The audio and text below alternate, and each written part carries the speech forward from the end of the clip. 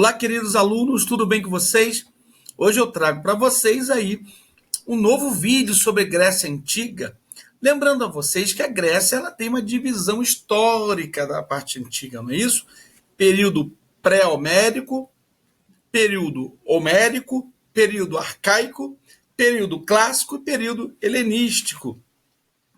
E para não fazer um vídeo tão longo, eu fiz os vídeos recortados. Apresentei para vocês uma análise introdutória, depois eu fiz um sobre o período pré-homérico e agora o homérico. Tudo bem? Vamos para os slides nos resolver lá, ok? Pega aí um papel, uma caneta, pega um lápis, pega um caderno, né? E vai anotando os principais pontos aqui que você achou interessante. Tudo bem? Então, vamos lá do começo aqui, não é isso? Ah, tá lindo. Que mamadeira é essa aí? É a cola? O que é isso? É estranho, esse slide esquisito. Vamos lá. O período homérico corresponde ao segundo período do desenvolvimento da civilização grega, né, que ocorre entre os anos 1150 a.C. até 800 a.C. Então é aí que a gente chama de período homérico. Vamos ver por quê, né? E aí eu trago para vocês a capa de um livro, que eu amo esse livro, A Ilíada e Odisseia. Ah, tem muito papai e mamãe que leu esse livro aí, hein? Pode perguntar. Infelizmente, nos tempos atuais, não são mais estimulados a leitura desses livros. Fica uma pena. Olha, vontade não falta, hein? Então, a Ilíada e Odisseia vai contar a história da Guerra de Troia. Poxa, isso é tão legal, né? Lembra do cavalo de Troia? Que eu vou mostrar para vocês aqui. Olha o presente de grego. Isso aqui é o famoso presente de grego. Só assim que eles conseguiram entrar, segundo essa lenda aí, tá bom? Que legal, vamos lá. Opa, beleza. Então, aí, a origem do período está relacionada a essa obra do Homero. Quem atribui-se Ilíada e Odisseia ao Homero, esse poeta. Ok? Então, preste atenção, esses livros, esses poemas são fontes históricas para compreendermos esse período aí, que é um período muito difícil da gente estudar, porque ele é um período extremamente assim, agrícola, muito campesino, ok? Da Grécia ainda as cidades não estão formadas como vocês vão conhecer no período arcaico e no clássico, ok? Que eu vou falar bem de Grécia, vou falar de Esparta e Atenas, beleza? Então, aqui estou num momento ainda muito de campo, muita terra, muita agricultura, muito pastoreio, com poucas fontes históricas, tá bom? Então, o período homérico é a época vivida na Grécia entre os séculos 17 e 18 a 8 a.C. e recebeu esse nome porque não existem muitas fontes históricas para se estudar esse período, a não ser pelos poemas Odisseia e Ilíada, que foram escritas pelo poeta grego Homero, tá vendo aí, ó? O primeiro deles, Ilíada, conta a história do último ano de uma guerra que ficou conhecida como Guerra de Troia, né? Que era o Ilion em grego. E por isso o nome Ilíada. Já o poema Odisseia conta a história de Ulisses, que após o fim da guerra tenta voltar para sua casa. Esses dois poemas são muito... prestem atenção nisso, anotem. Esses poemas são extremamente importantes, pois eles mostram como era a civilização grega naquela época em que não se tinha registro escrito e nos conta um pouco de como era a vida das pessoas, os hábitos, os costumes e as formações sociais. Por isso esses poemas são importantíssimos, ok?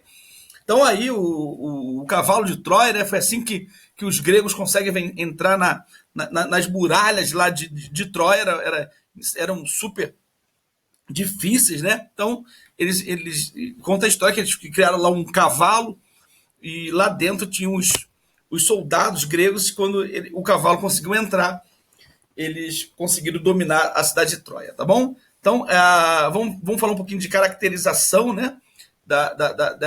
Desse período. Vamos ver as principais características dela? Então, esse período vai se iniciar com aquelas famosas a famosa diáspora grega, lembra? Então, com a invasão dos povos dórios nas regiões gregas, a sociedade da época sofreu um período anterior à diáspora grega, a primeira. Dispersão de todos os povos, chegando os dórios, que eu falei para vocês. Visto a maneira violenta que eles tomaram e destruíram diversas cidades da Hélade grega. Após esse evento, que pôs fim ao período anterior, pré-homérico, a sociedade grega passa por uma fase de reestruturação e tem o início, o período pré-homérico. Aí eu vou falar genos, mas não é correto falar, é genos que se fala, tá? No grego. Os genos, olha aí, ó, Durante o período homérico, surgiu na Grécia várias comunidades agrícolas denominadas genos ou gentílicas, tá bom? Se eu falar comunidades gentílicas ou genos, a gente está falando de mesma coisa. Eram comunidades, assim, que usavam a terra de forma coletiva e tudo que eles produziam eram consumidos pela própria comunidade agrícola ali que existia, tá bom?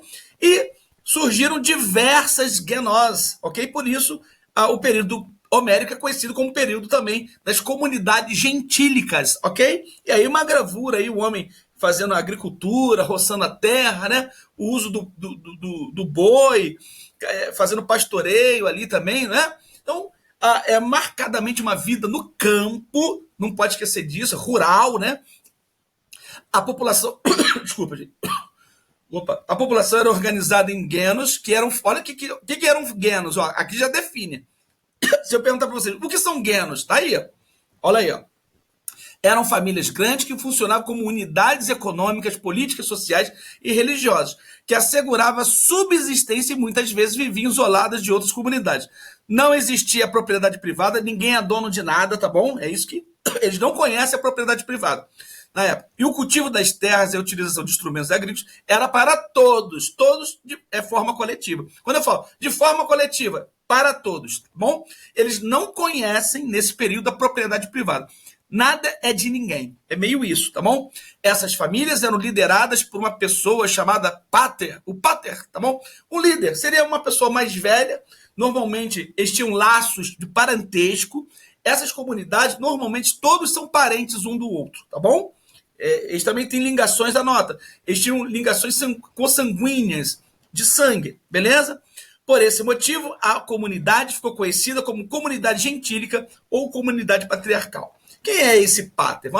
É sempre um homem, é de sexo masculino, a figura de maior influência dentro da sociedade grega, e ele era considerado uma autoridade máxima, e muitas das vezes ocupava o papel de juiz, militar. Então, por exemplo, se tem alguma briga entre os membros dessa comunidade, ele que vai resolver a questão como se fosse um juiz, ele que vai dar sentença para as pessoas, ele que dá perdão, ele que dá paz, ele que vai acabar com uma briga. Assim, o pater ele seria o principal, né, elemento político dentro dessas comunidades aí. É ele que organiza, ele que vai criar as regras, é ele que vai cessar as regras. Bom, o que foram as genos? Bom, assim, diversas colônias gregas são fundadas e surgem os genos, um tipo de organização social familiar desenvolvida a partir desse período. Em outras palavras, essa fase marcou a substituição da cultura micênica, que é aquela lembra dos cretenses, dos aqueus, pela gentílica, dos genos, que é uma forma de organização. Olha aí, ó, os genos. Quando os habitantes fugiram dos dórios para o campo, eles formaram comunidades rurais diferenciadas, formadas por famílias. Essas comunidades se chamavam genos. O chefe da comunidade era o pater família, como se fosse o pai de toda aquela comunidade. Era o homem mais velho dentre os moradores, ele exercia o papel de juiz, líder e também de líder administrativo e religioso, tá bom? Então, uma coisa que você tem que saber é que nas genos não existe propriedade particular. Provavelmente você já passou em algum lugar com essa plaquinha aqui, ó, propriedade particular, não entre. Por quê? Porque essa terra aqui pertence a um dono, a um grupo que é dono dessa terra. Então você não pode entrar, beleza? Então, não existia isso lá na Grécia nesse período que a gente está estudando. A ideia é mostrar para vocês isso. Eles não conhecem a propriedade privada. O que é meu, o que é seu, isso não existe lá. As terras pertencem a todo mundo. A produção é para todo mundo. Tudo bem? O que é propriedade privada? Ok, vou voltar aqui. Eu já até sei que vocês vão perguntar isso. Vou falar de novo. Aí, agora anota aí, ó. Tu acha que eu não pensei já, meu amigo? Tá legal. Olha aí, ó. Aqui eu peguei de um site, tá bom? Não é palavra minha, não. Propriedade privada é um direito que dá ao seu titular, o dono, diversos poderes, como de usar, gozar, ou seja, ele faz o que ele bem entender ali e dispor de um determinado bem móvel ou imóvel, tá? Por exemplo, o carro do seu pai é um bem dele. Bom, ninguém pode tomar dele. Aquilo pertence a ele, pertence à sua mãe, a essa casa, pertence a vocês. Porém, esse direito não pode ser exercido de forma ilimitada, pois influenciaria no direito alheio, que também compreende os mesmos interesses de outros indivíduos. E cabe ao poder público limitar até onde vai o poder de cada um. Então, tudo isso existem regras. Então, essa casa é sua, aquela casa é do outro, ninguém entra lá porque existem regras para isso. Aquilo pertence a alguém, está de posse de alguém. Tudo bem? Isso que é propriedade privada, quando pertence a alguém, a uma pessoa, quando você é dono. Então, você faz o que você bem entende com aquilo, desde que você respeite, né, as pessoas. Por exemplo, o carro é meu, mas não quer dizer que o carro é meu, que eu vou andar com ele a 200 quilômetros nas ruas. Ele não, tem regra. Ok? Quem vai definir isso? Um poder público. Tudo bem?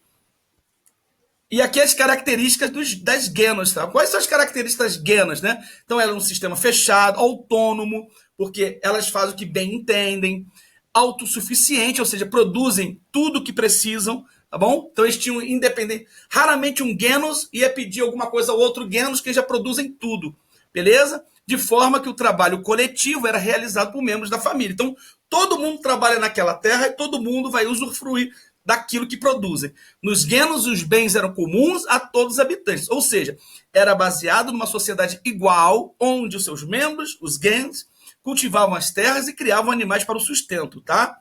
O coletivo, todos trabalham. Depois acerto isso aqui. Todos vou acertar agora, tá bom? Peraí, deixa eu acertar isso aqui agora para não ficar. Onde que tá? Tá bom? Todos no coletivo. Ou seja, todo mundo trabalha junto e misturado, tá bem? Aí, se tiver algum malandro lá que não trabalha, não vai comer. Tá ruim aqui, hein? Beleza? Tranquilos? Bom, né? Nos genos os bens eram comuns, como eu falei para vocês. Beleza. Nos genos os bens eram comuns a todos os habitantes, ou seja, era baseado numa sociedade igualitária, onde seus membros cultivavam as terras e criavam animais para o sustento. O problema, gente, presta atenção. Eles começam a pecar numa coisa. Se todo mundo está comendo, o que vai acontecer? A população vai crescer muito. Então, na verdade, essas famílias ficam cada vez mais numerosas. E o que vai acontecer? Não vai ter terra para todo mundo cultivar um pouquinho. E aí eles começam a brigar entre si. Então, o crescimento populacional que vai haver, até porque eles não inovam, eles ficam com aquelas técnicas atrasadas de produção, o que resulta nisso? Qual é a consequência disso? Vai chegar um tempo que não existe terra para todo mundo. E aí os gens vai acabar, os genos vai acabar por isso, tá bom? Quer ver? A desestruturação das comunidades gentílicas ocorreu porque, a população foi crescendo e almejou melhores condições de vida. Assim, com o passar do tempo, o trabalho nos genos não suportava alimentar toda a população. Beleza? E sabe o que vai acontecer? Fica vendo. Da mesma forma que ocorreu na primeira diáspora grega, ou seja, a fundação de diversas colônias no período homérico, esse fator também é propulsionado com a dispersão de diversos povos. A falta de terras vai fazer que eles saiam dali, ou seja, uma nova diáspora, ok? E vão fundar outras cidades, tá bom? Além disso, a decadência dos genos possibilitou uma fragmentação social e econômica, tendo em conta a proximidade com os chefes dessas organizações, que, por fim, levou uma nova estrutura social dividida em eupátrida. Bom, isso aqui eu vou falar para vocês no período arcaico. Lembra que eu falei para vocês que não existia propriedade privada nesse período? Agora vai ter. Agora vai ter dono. Isso aqui é meu, aquilo não é seu, e eu, inclusive, vou ter um exército para me proteger.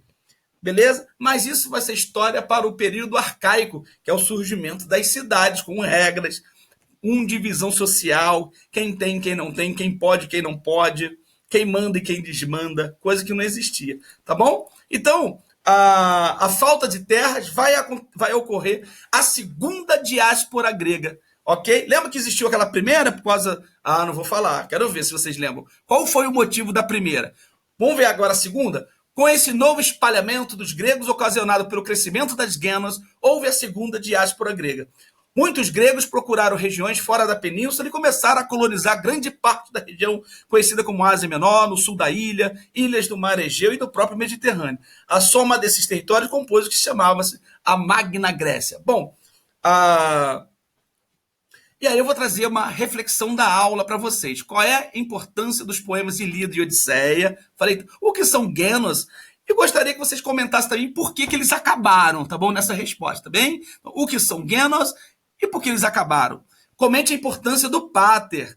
Caracteriza a vida nos Genos. Porque, como é que eles viviam? Lembra que eu falei para vocês? Não tinha propriedade privada e várias outras coisas aí. Você vai lá e anota. Escreve bem. Para de escrever pouquinho. Escreve muitinho, rapaz. Por que ocorreu a segunda diáspora grega, hein? Lembra? A diáspora não é o espalhamento das pessoas, as pessoas começam a migrar por causa de alguma coisa? Bom, e aí.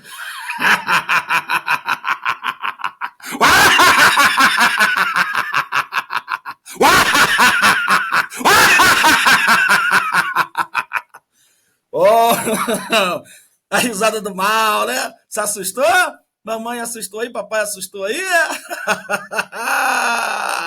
É a pergunta extra, meu querido. É a pergunta extra. A pessoa que só vai fazer 5? Quero ver aí. Responde aí que eu quero ver agora.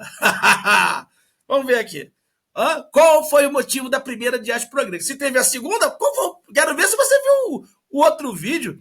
Lembra? Quero ver se você se lembra agora daquele vídeo que eu mostrei para você. Gostaram da risada, meu amigo? Ficou gravado o mico aí, né? Curta aí o vídeo aí. Um abraço, gente.